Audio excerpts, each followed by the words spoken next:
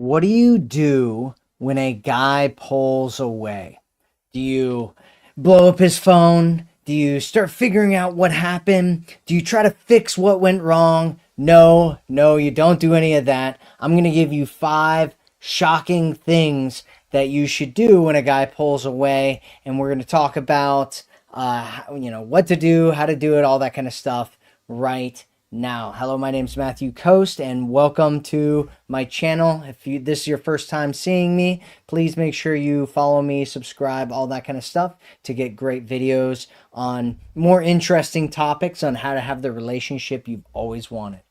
Okay, so let's talk about this. Number one, what do you do when a guy pulls away? Number one is give him some space. So a lot of women that I talk to, what they do when a guy pulls away is because there's like a vacuum that's opened up, and what they'll do is they'll try to fill that vacuum. And that's the exact opposite thing that you should do when a guy pulls away. Sometimes it's actually better to let him pull away, give him that space. That way he misses you, he wants to come back, right? If you don't have that space where he has some time to miss you, he's not going to want to come back. And so smothering him, going after him, all that kind of stuff is the wrong idea. You don't want to do that. Imagine it being like a rubber band, right? If you stretch it too far, it snaps. But if you let it go, it slowly like returns to its shape. And men are kind of like rubber bands. They need space to stretch and figure things out. If you keep pulling on it, and you're pulling him in one direction, it'll end up snapping under pressure. And so you want to just let it come back naturally. There's kind of an ebb and flow that happens, especially in dating, but also in relationships around this. And you want to just let that happen.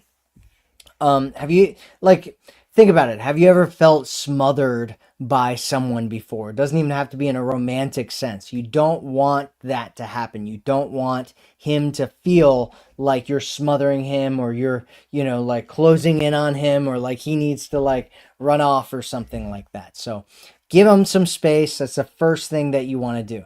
Number two, and by the way, if you're here with us right now, go ahead and say hi and tell us where in the world you're watching this from. It's cool to see women from all over the world watching these videos. So number two is you want to avoid blowing up his phone. So I kind of alluded to this before, but it's really, really important. Back in the early 2000s when I was dating, I met this woman at a bar, and we talked, chatted each other up. I got exchanged phone numbers, started texting her when I got home, and we were texting for a little bit, and then I like went and took a shower. It was like a 10-15 minute shower, something like that. And I came back and I looked at my phone, and she had, it was like a wall of text, right? She had like had a conversation with herself while I was in the shower.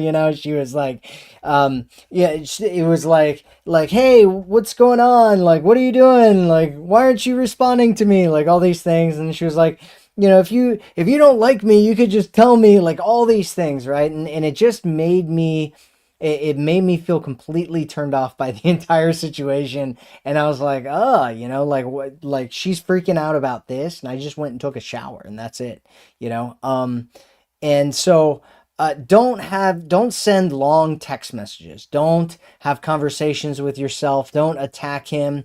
And don't try to figure out how to fix anything, at least not yet. This isn't, especially initially, it's not the time to do that. And you might be looking at that situation I was talking about, and you're like 10 to 15 minutes. It's been days or weeks or months or something like that. And so, I know that that was a short period of time, but it illustrates a point, right? And it's that, if he might be doing something or whatever, and it's okay to give him a little bit of space so that he can go do his life and have his life and then come back, right? The third thing that you want to do is listen to him. So talk to him, have a conversation with him, right? He comes back, and it's like, the first thing that you want to do is just like talk to him, have a conversation with him, like everything's normal. And at a certain point, what you want to do is bring it up, right? At some point, usually the best time to do this, especially if you're in a relationship with them or something like that, or you've known each other for a while, is wait until you guys meet up and you're together again and you're in the middle of conversation, and then you transition into the conversation about it, like, oh, like, hey, so, you're kind of gone for a few days or this time or whatever, like, what was going on with you? And just have a conversation with him about it and find out what was going on with him and see what he has to say and just listen to him. Don't attack him, don't shame him, don't do any of that kind of stuff. Just let him talk and have a little bit of compassion and curiosity. The best is to focus on curiosity, like what's going on, what happened, and just figuring it out and listening to what it is that he has to say. Does that make sense? If you get what I'm talking about, go ahead and say I get it in the chat. If you don't get what I'm talking about, or if you have any questions about your situation, what's going on with you, feel free to leave them in the comments and I will get to any questions that you have here in just a minute. So, number 4, you want to avoid yelling at him. There's a book by this title, and it was something. It's called like "Don't Beat the Dog" or something like that. And the whole point of it is that when men aren't dogs, but when a dog comes back, the time to punish a dog isn't when he comes back, right? Because that is the good behavior. That is the positive behavior that you want to reward. You don't want to, if you beat the dog when he comes back, the dog is going to feel like he doesn't want to come back, right? And so the bad behavior isn't him coming back. The bad behavior is him leaving, right? And so it's kind of similar with guys in that you don't want to immediately attack him when he comes back. A lot of women do this and then they never end up hearing from the guy again because he's like, she's freaking out on me and I don't think she even likes me anymore, right? And so instead, you want to welcome him back, but you want to bring up, like I said in the previous one, bring it up and talk to him about it. And, you might be hurting. You might have things going on where you're frustrated and angry and confused and all that kind of stuff. And there's nothing wrong with expressing that and having a conversation about that and feeling it and letting him know about that. But the time to do that isn't right when he shows up because it'll just teach him not to come back to you. Does that make sense? So number 5 is be calm and understanding. So it's better to not freak out, right? It's better to try to kind of detach yourself from the situation a little bit and go, okay, I am a woman of value. I am a woman who deserves to have a great guy in my life. I am a woman who deserves to have somebody who is going to treat me well and brings me security and comfort and, it talks to me, communicates with me about what's going on with them. And so, is this guy actually a good guy for me to be with, to be in a relationship with, to be dating? Any of that kind of stuff. And it's better to observe and look at it and say, do I actually want this man in my life? And is this a pattern that this guy is doing over and over and over again? And am I tolerating this behavior? And is that tolerance of this behavior making it so that it's, destroying my mental and emotional well-being so that I can have this guy in my life, right? And when you come from a place of value, when you come from a place of seeing yourself as a worthy and deserving woman, then you won't want to have guys in your life who aren't communicating well and treating you well and doing all that kind of stuff, right? And if you do have them in your life, what you're going to want to do is start communicating, start setting boundaries, start talking about what it is that you want, start sharing your emotions and your vulnerabilities and your feelings around this, because that's what makes him feel like he's more connected to you and wants to step up and all that kind of stuff. Does that make sense? So again, the 5 things are: 1, give him more space; 2, avoid blowing up his phone; 3, listen to him; 4, avoid yelling at him; and then 5, be calm and understanding and observe whether you want to have this guy in your life or not. So if you have any questions, go ahead and put your questions in the chat. I will be getting to different questions here in just 1 second. So let's see. Heather says, first time here live. Well, welcome, Heather. Thanks for being here. Lots of highs. Hi. Hola, Mr. Matthew. I catched you. She catched me. She catched me. All right. Well, thanks for catching me. Yeah. Hello, everybody. If you have any questions, go ahead and post it in the chat and make sure that you have a question mark at the end of your question, and that'll make it so that it'll be easier for me to find your question. So Kim says, how do I get rid of a man who won't leave me and my kids alone? Well, there's a bunch of different things that you can do, and it kind of depends on, one, where you live, and two, how he's kind of contacting you.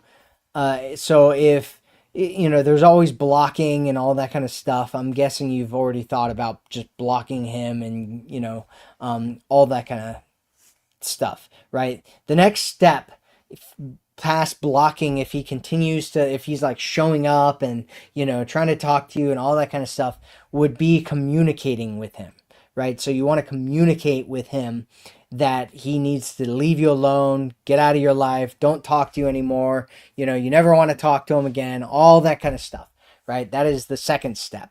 And then the third step is, if he won't stop contacting you and all that kind of stuff, you can get the you can turn this into a legal matter where you can either file some kind of restraining order against him, you can get police involved, you can get a lot of different things involved. You want to make sure that you have evidence of this guy who keeps showing up and won't leave you alone and all that kind of stuff. You want to have evidence of your communications with him. You want to have evidence of all this kind of stuff, so that if it does end up turning into a legal matter, that you can then take it to a court, and they will look at it and they'll be like, why are you doing all this, right?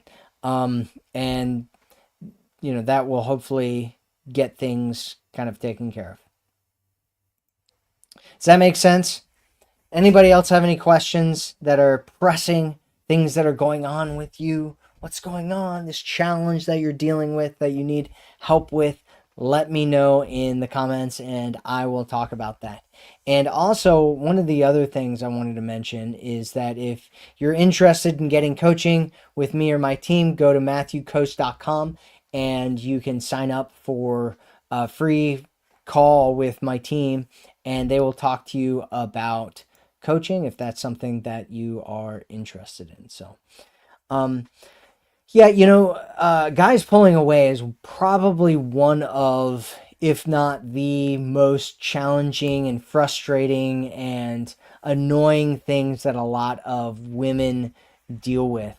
And it's important to make sure that you're coming from a emotionally stable place, an emotionally empowering place, a place where you're feeling just strong and powerful, and you see your own value, and you believe in your own voice, and you believe that what you want is important, and you're worthy of having what it is that you want.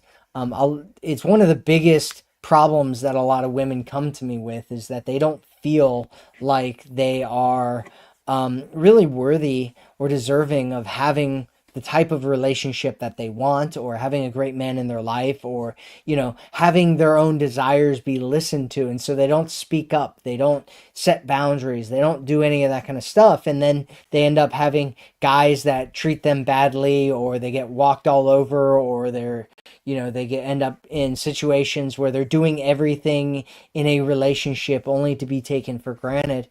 And that's the worst place that you can come from, and it's the most painful, and it'll get you into a bad situation over and over and over again. One of the things that I talk about and say is that you don't attract what it is that you want, you attract what's most familiar.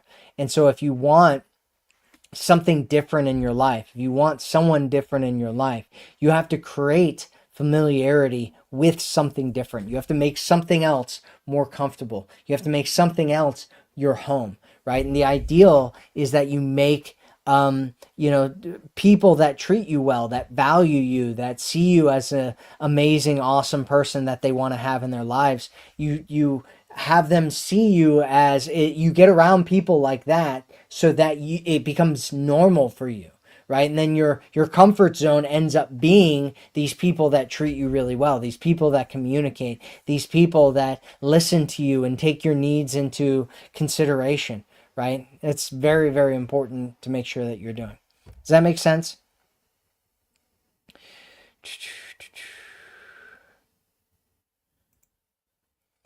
Kim says, what if the man who won't leave me and my kids alone is the father of my kids? What do I do then?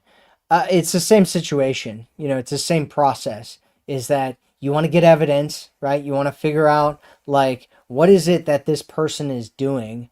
And you want to make sure that you get evidence of it. You communicate what's going on with you. The best way to do it is either to record yourself talking to him, if that's something that's legal where it is that you live, to do that with or without his permission, or you want to start like writing letters or something, right, where it's like evidence based, like that I'm setting this boundary and I'm telling him, like, hey, stop doing this. You want to figure out why this is a problem for you, right? Why is it a problem that this person keeps showing up? Like, what are they doing? Like, what is it? Like, if he's the father of your kids, then there's a clear reason for him to show up, right? If he's doing something that is negatively impacting you, then there needs to be some kind of legal arrangement that you guys have in terms of, who's going to be around the kids and how often and all that kind of stuff. And so really the place that you want to do this, Kim, is in the courts. The courts are where you want to put together some kind of an agreement about how long you guys are going to, like how often he can come and see his kids and be around you or whatever it is, right? Does that make sense? Okay, cool. Well, it looks like that's all the questions we have. Nobody else is asking any questions. So I'm going to cut things off right here. So thank you all for being with me today. I hope you have a great day. I hope you got something great out of this video. And yeah, make sure you hit like, subscribe if you aren't already. And I will speak with you again soon. Talk to you later.